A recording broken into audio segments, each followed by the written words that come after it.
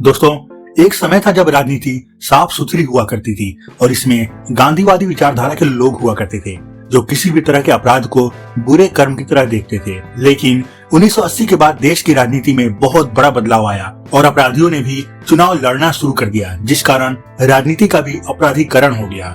वैसे तो आज हमारे देश में सैकड़ों सांसद, विधायक, एमएलसी ऐसे हैं जिन पर कोई न कोई आपराधिक मुकदमा चल रहा है, लेकिन आज हम इस वीडियो में आपको भारत के मुख्यमंत्रियों और उनके ऊपर कितने क्रिमिनल केसेस दर्ज हैं इस बारे में बताएंगे। नमस्कार दोस्तों, मेरा नाम राहुल और आप देख रहे हैं सच्ची खबर यूट्यूब चैनल। तो चलिए शुरू करते हैं आज का ये वीडियो। दोस्तों, आगे बढ़ने से पहले मैं आपको बताना चाहूंगा कि इस वीडियो में मौजूद डाटा 31 दिसंबर 2020 तक का है और हम जो भी आंकड़े आपको बताएंगे वो आपके चहेते मुख्यमंत्री चुनाव लड़ने के वक्त चुनाव आयोग को दिए अपने हलफनामे में पहले ही बता चुके हैं। हो सकता है कि जब आप ये वीडियो देख रहे हो तब मौजूदा स्थिति में बदलाव आ चुका हो और आपराधिक मामले खत्म हो गए हों, इसलिए कमेंट में गाली गलौज या फेक न्यूज जैसे वर्ड मत यूज करिएगा।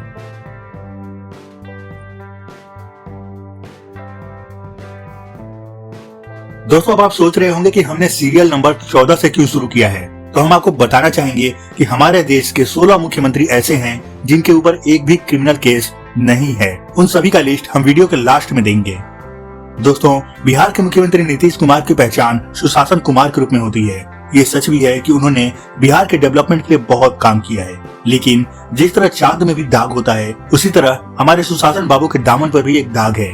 उनके ऊपर एक क्रिमिनल केस है, वो भी कोई ऐसा वैसा केस नहीं बल्कि हत्या और हत्या के प्रयास, दंगे से संबंधित केस दर्ज है। हालांकि ये सभी मामले पेंडिंग हैं और अभी तक किसी भी मामले में उनको सजा नहीं हुई है। दोस्तों, पुडुचेरी के मुख्यमंत्री वी नारायण स्वामी के ऊपर भी 2 क्रिमिनल केसेस दर्ज हैं। हालांकि ये इतने संगीन नहीं है। उनके ऊपर लोकपाल के आदेश न मानने और धारा 144 लागू होने के वक्त भीड़ जुटाने के आरोप दर्ज हैं। ये सभी आरोप भी कोर्ट में पेंडिंग हैं और इनमें से किसी में भी उन्हें सजा नहीं हुई है। दोस्तों, मिजोरम के मुख्यमंत्री जोरमथंगा के ऊपर भी 2 ही क्रिमिनल केसेज दर्ज हैं, लेकिन उनके खिलाफ आपराधिक षड्यंत्र, अपराध के सबूतों को गायब करने, धोखाधड़ी और विश्वासघात के मामले दर्ज हैं। उन्हें भी अभी तक किसी मामले में सजा नहीं हुई है। दोस्तों, झारखंड के मुख्यमंत्री हेमंत सोरेन भी इस लिस्ट में शामिल हैं। उनके ऊपर भी 2 आपराधिक मामले दर्ज हैं, जिनमें से एक लोकपाल का आदेश नहीं मानने से संबंधित है, जबकि दूसरा आपराधिक धमकी यानी किसी को धमकाने से रिलेटेड है। ये दोनों आरोप भी पेंडिंग हैं और इनमें से किसी में उन्हें सजा नहीं हुई है। दोस्तों, छत्तीसगढ़ के मुख्यमंत्री और पाटन से विधायक भूपेश बघेल के खिलाफ भी 2 आपराधिक मामले दर्ज हैं, जिसमें दंगे से संबंधित आरोप, घातक हथियार रखने, दूसरों के जीवन को खतरे में डालने, आपराधिक षड्यंत्र और पब्लिक सर्वेंट के साथ दुर्व्यवहार करने के मामले दर्ज हैं। अब आप सोच रहे होंगे कि मैंने सिर्फ 2 केस बोलकर इतने सारे आरोप कैसे गिना दिए, तो इसका कारण यह है कि एक केस में ही आईपीसी की कई धाराओं के अंतर्गत केस दर्ज किया गया है, जिन्हें मैंने आपके सामने अलग अलग रखा है। दोस्तों, अपने समर्थकों के बीच पीएस गोले के नाम से मशहूर सिक्किम के मुख्यमंत्री प्रेम सिंह तमांग के ऊपर 3 क्रिमिनल केसेज दर्ज हैं। इन केसेज के तहत उनके ऊपर पब्लिक सर्वेंट के साथ विश्वासघात, सरकारी कर्मचारी को उसके काम से रोकना, आपराधिक षड्यंत्र, दंगे का आरोप, दूसरों की जान खतरे में डालना इत्यादि शामिल हैं। प्रेम सिंह तमांग को भी किसी केस में सजा नहीं हुई है। दोस्तों, कर्नाटक के वर्तमान मुख्यमंत्री बीएस येदियुरप्पा के खिलाफ भी 3 आपराधिक मामले दर्ज हैं। उनके ऊपर चुनाव में गलत बयान देने, चुनाव के दौरान अपने प्रभाव का अनुचित प्रयोग करने, धोखाधड़ी, बेईमानी और जालसाजी का आरोप दर्ज है। दोस्तों, इस लिस्ट में 7वें नंबर पर है उत्तर प्रदेश के मुख्यमंत्री योगी आदित्यनाथ। महाराज जी के नाम से फेमस योगी आदित्यनाथ के ऊपर 4 क्रिमिनल केसेज दर्ज हैं।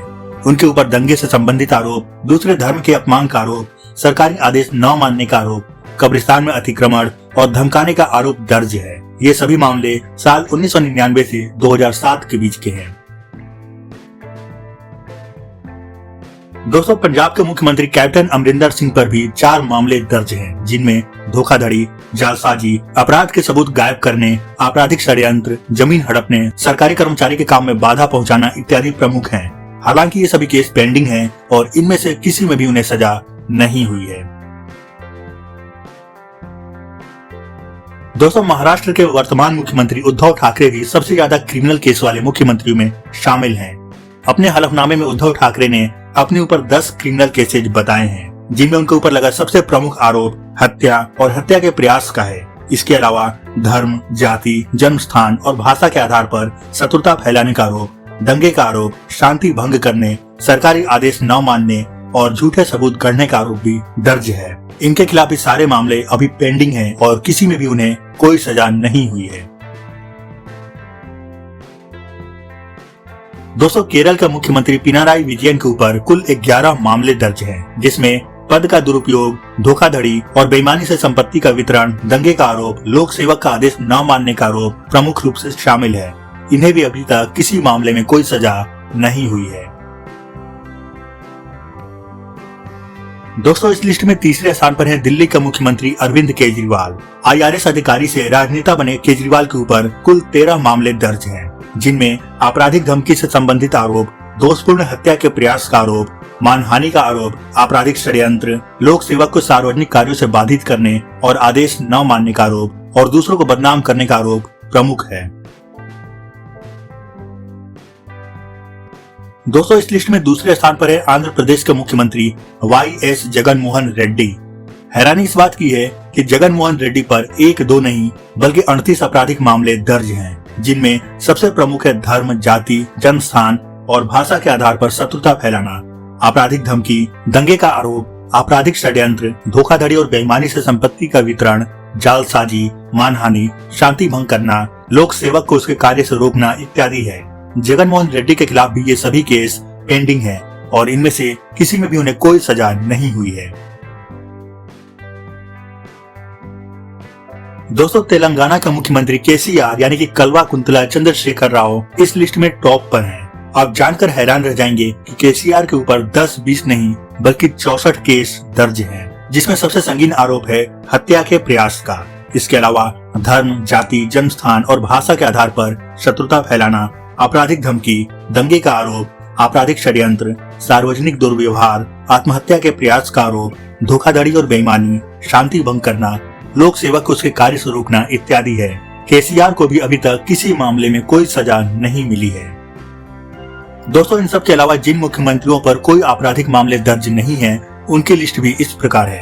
अरुणाचल प्रदेश के मुख्यमंत्री पेमा खांडू, असम के मुख्यमंत्री सर्बानंद सोनोवाल, गोवा के मुख्यमंत्री प्रमोद सावंत, गुजरात के मुख्यमंत्री विजय रूपाणी, हरियाणा के मुख्यमंत्री मनोहर लाल खट्टर, हिमाचल प्रदेश के मुख्यमंत्री जयराम ठाकुर, मध्य प्रदेश के मुख्यमंत्री शिवराज सिंह चौहान, मणिपुर के मुख्यमंत्री N बीरेन सिंह, मेघालय के मुख्यमंत्री कोनराड संगमा, नागालैंड के मुख्यमंत्री नीफू रियो, ओडिशा के मुख्यमंत्री नवीन पटनायक, राजस्थान के मुख्यमंत्री अशोक गहलोत, तमिलनाडु के मुख्यमंत्री E.K. पलानीस्वामी, त्रिपुरा के मुख्यमंत्री बिप्लब कुमार देव, उत्तराखंड के मुख्यमंत्री त्रिवेंद्र सिंह रावत और पश्चिम बंगाल की मुख्यमंत्री ममता बनर्जी, इन सभी पर कोई भी आपराधिक मुकदमा दर्ज नहीं है।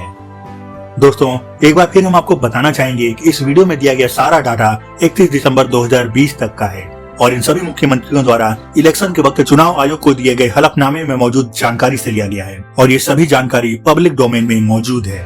हालांकि ये संभव है कि जब आप ये वीडियो देख रहे हो तो इन नेताओं के ऊपर से कोई आपराधिक मुकदमा हट गया हो या उन्हें सजा हो गई हो। तो दोस्तों, आपको ये जानकारी कैसी लगी इस बारे में कमेंट करके जरूर बताइएगा। वीडियो पसंद आया हो तो इसे लाइक और शेयर जरूर करें। चैनल पर नए हैं तो सारी सब्सक्राइब करें और बेल आइकन जरूर प्रेस करें। फिर मिलते हैं अपने अगले वीडियो में, तब तक के लिए गुड बाय, जय हिंद।